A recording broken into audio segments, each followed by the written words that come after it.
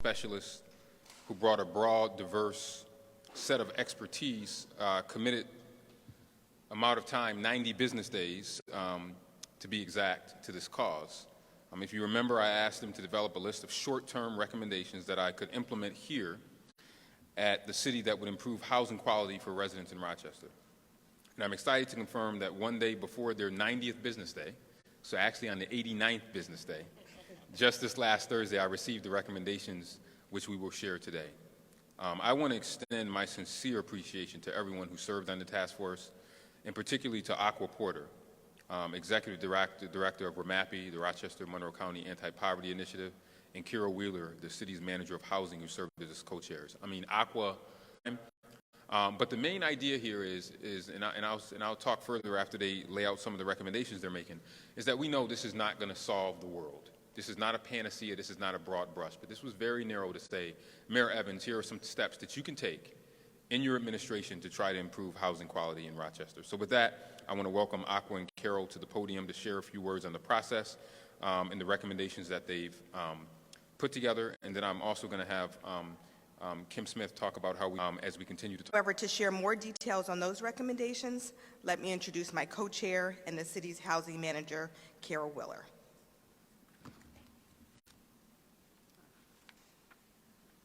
Thank you, Aqua. I too want to thank all of our task force members. This was an amazing and important process, and everyone added significant value to the final recommendations. The document we're sharing today includes 16 immediate and short-term recommendations that the task force believes that the city should implement immediately. These recommendations fall into 5 distinct categories or themes. Each theme has 2 to 5 specific recommendations or recommended actions. Number 1, code enforcement. 2, facilitating responsible ownership through the land bank, foreclosures, and a building registry. 3, repair and improvement programs. 4, increasing supply of quality housing. And lastly, improving communication and education. I'm happy to say when we presented these actions to the mayor on last Thursday, as you heard, on the 89th day, he was not only very receptive, but was also very clear that these things will start immediately, very quickly. I do want to recognize and acknowledge that there were recommendations that did not fit our charter, either because they were longer term or purview of City Hall. These ideas, however, have been all captured, and the entire task force expects that these ideas and the spirit of our work will continue in conversation and action by others in our community, locally, regionally, and statewide. I think I speak for the entire commit to embracing this work. The way that this report is laid out, folks at City Hall now will know what their tasks are, and we will assign those to them.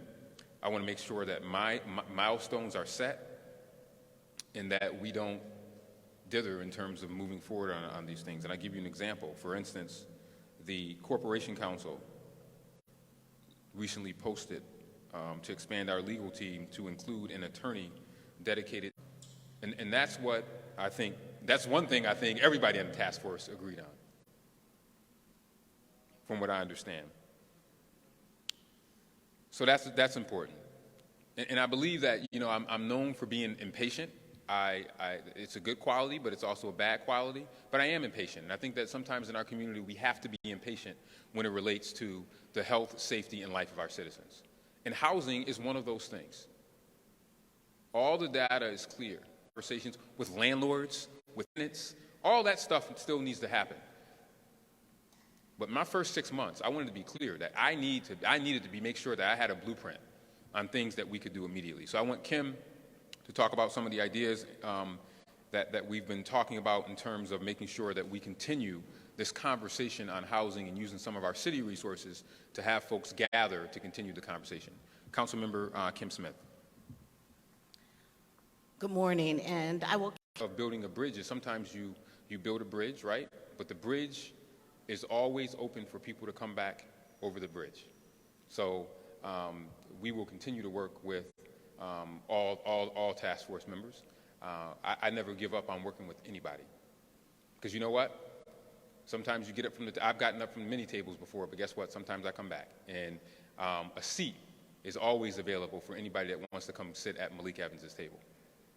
Even if I'm dining alone, that chair is always open. And who are you? Yes, sir. Well, I mean, we focused on things that we could do but the stuff that's in the mayor's purview are things that you see that are within these recommendations. Yes.